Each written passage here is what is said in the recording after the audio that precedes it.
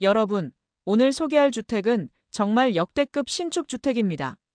화면에 보시는 여기 주택단지 전체가 경매가 진행 중인데 그 중에 괜찮아 보이는 주택을 소개해보고자 합니다. 오늘도 이렇게 대박 경매TV를 찾아주셔서 감사드립니다.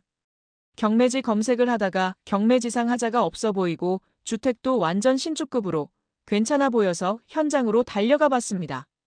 이 주택은 감정가 대비 2번 유찰이 되어 공사비도 안 되는 가격에 경매가 진행 중인 물건인데요. 과연 이 물건에는 어떤 사연이 있는지 지금부터 여러분들과 이 물건에 대해 자세히 살펴보는 시간을 갖도록 해보겠습니다. 이 주택에 대해 상세하게 영상에 담았으니 중간에 나가시면 후회하실 수도 있습니다. 나가지 마시고 영상 끝까지 시청해 보시기 바랍니다. 저는 지금 현장으로 가는 중인데 주택이 위치한 곳은 경기도 광주시입니다. 주택으로 가는 주위로는 창고와 공장도 보이고 단독주택과 농경지로 이루어진 마을입니다. 여기서 좌회전하여 다리 하나를 건너면 주택이 나옵니다. 저는 이제 도착을 했습니다. 제가 조금 전 이쪽 2차선 도로에서 이렇게 방도일이 새마을회관을 지나 이렇게 주택에 도착을 했습니다. 차에서 내려 주택을 한번 살펴보겠습니다. 주택은 2022년 4월 8일 준공된 주택으로 구조는 철근 콘크리트 구조에 콘크리트 지붕 2층 건물로서 외벽은 돌타일 마감 등이고 내벽은 인테리어 마감이고 창호는 하이샤시 이중 창호입니다. 주택에 개별 난방 설비와 위생 급배수 설비, 급탕 설비 및 전기 설비 등이 설치되어 있습니다. 주택이 준공된 지 3년이 조금 안 된 주택으로 완전 신축급 주택으로 보입니다. 주택 남쪽에서 바라본 모습이고 주택의 방위는 이렇게 되고 주택이 이쪽을 보고 있어서 남서향이라 보시면 되고 주택을 정면에서 바라보면 여기 주택 외부에 차 2대를 주차할 수 있는 주차 공간이 있고 여기 계단을 통해 주택으로 올라갈 수 있습니다. 옆집과의 토지 경계는 펜스로 잘 구분이 되어 있고 마당에는 잔디가 잘 심어져 있고 이쪽 공간은 텃밭 공간으로 보입니다. 마당 주위로는 조경수도 몇 그루 심어져 있고 주택으로 좀 더 가까이 가보면 주택 앞으로 석재를 깔끔하게 깔아놨는데 상태가 좋아 보입니다. 여기가 거실 창문이고 현관이고 방 창문입니다. 2층 방 창문이고 창문 앞으로는 테라스 공간도 있고 여기는 2층 복도 창문이고 여기는 방 창문입니다. 주택 뒤쪽에서 바라본 모습인데 지붕 상태도 양호하고 주택의 외관 상태는 나무랄 데가 없어 보입니다. 여기까지 보셨는데 정말 깔끔해 보이는 주택이지 않나요? 그런데 제가 현장에 방문했을 때 경매지상에는 언급이 안 된 중요한 정보가 있습니다. 제가 영상 후반부에 자세히 설명해 드릴 테니 나가지 마시고 끝까지 시청해 보세요. 주택 외부를 살펴봤으니 이제 주택 내부는 어떻게 구성이 되어 있는지 살펴보겠습니다. 평면도를 보시면 1층 주택의 면적은 23.63평으로 현관을 통해 안으로 들어가면 우측으로 방이 있고 화장실과 2층으로 올라가는 계단이 있고 계단 옆으로는 창고가 있고 다용도실과 주방, 거실이 있습니다. 2층 면적은 20.35평으로 화장실과 방이고 여기는 복도이고 안방과 드레스룸, 부부욕실이 있고 안방 앞으로는 테라스 공간이 있습니다. 주택의 총 면적은 1, 2층 합계 43.98평으로 주택이 상당히 큰 편입니다. 주택이 위치한 지리적 위치를 살펴보면 소재지는 경기도 광주시 도청면 방도리에 소재하는 주택으로 좌측으로는 세종 포천간 고속도로가 지나가고 있고 남측으로는 영동 고속도로가 지나가고 우측으로는 중부고속도로가 지나가고 있습니다. 지도를 좀 더 확대해 보면 북측으로는 수도권 제2외곽순환도로 도척 IC가 지나가고 우측으로는 중부고속도로 서이천 IC가 있고 좀 더 확대해 보면 방도일이 새마을회관 남측에 위치한 주택입니다. 이제 토지를 살펴보면 토지 모양은 이런 모양으로 소재지는 경기도 광주시 도청면 방도리 67-2번지 일대로 토지는 2필지로 토지의 총 면적은 121.3평입니다. 하늘에서 바라본 토지의 경계는 이런 모양으로 보이는데 정확한 경계는 측량이 필요해 보입니다. 이제 제일 중요한 가격 정보를 살펴보겠습니다. 가격 정보를 살펴보기 전에 아직까지 대박경매TV 좋아요와 구독, 알람 설정 안 하신 분들은 눌러준다고 돈이 들어가는 것도 아닙니다. 한 번씩만 눌러주세요. 부탁드릴게요. 눌러주신 줄 알고 경매지 한번 살펴보겠습니다. 사건 번호 2023타경 2345 물건 번호 1번으로 수원지방법원 성남지원에서 2025년 4월 7일 날 매각되는 물건입니다. 소재지는 경기도 광주시 도청면 방돌이 67-2번지 일대로 부동산 임의경매로서 토지와 건물 일괄 매각이고 토지 면적은 121.3평이고 건물의 면적은 43.98평으로 감정가가 4억 9,833만 3,200원에 감정이 되었는데 두 번 유찰이 되면서 4월 7일 날 매각되는 최저가는 2억 4,418만 3천원까지 떨어진 물건입니다. 감정평가 현황을 보시면 토지 감정가가 약 2억이고 건물 감정가가 약 3억인데 두 번 유찰이 되면서 최저가가 2억 4,418만 3천원까지 떨어진 물건으로 신축급 주택이 건물 가격도 안 되는 가격까지 떨어진 물건입니다. 경매지에 나온 임차인 현황 살펴보시면 임차인 조모 씨가 있는데 전입신고나 확정일자도 없어서 대항력이 없습니다. 따라서 이 주택을 낙찰을 받더라도 인수되는 하자있는 권리는 없겠습니다. 그런데 제가 앞에서 언급했듯이 현장에 방문했을 때 경매지상에는 언급이 없는 사실 하나를 발견할 수 있었는데 주택 펜스에 유치권을 행사한다는 현수막이 걸려있는 것을 볼 수 있었습니다. 아, 유치권? 머리가 복잡해지시나요? 제가 잘 설명드릴 테니 기왕 시청하신 거 조금만 더 시청해 보시기 바랍니다.